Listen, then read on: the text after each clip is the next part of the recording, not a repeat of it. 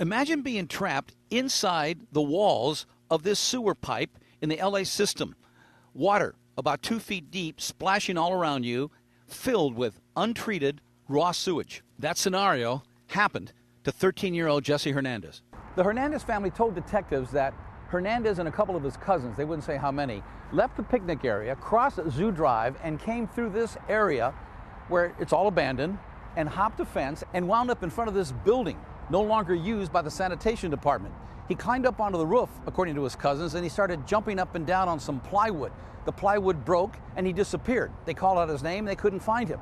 So somehow he fell from the rooftop through the plywood into a hole and wound up in the sewer system. So most probably he fell in and he slid, and it's very slippery all the way down. All the way down for about 3/4 of a mile.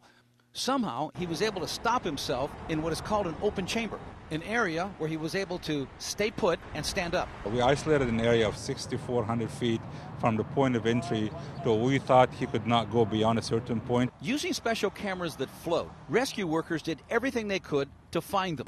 After all, you couldn't put men into the system, so the cameras had to do the work, and they came up with a key clue just before 4 in the morning. One of the cameras showed handprints on the side of the sewer and an elbow.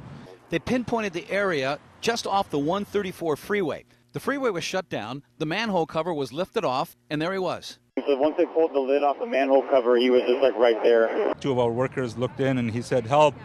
Right away, they lowered the hose, didn't want to think twice about it, pulled him up. The first thing he wanted is a cell phone to call his family. And if the Hernandez family ever allows their 13-year-old to talk, what a story he could tell. Rarely, if ever, has anyone fallen into the sewage system quite like this.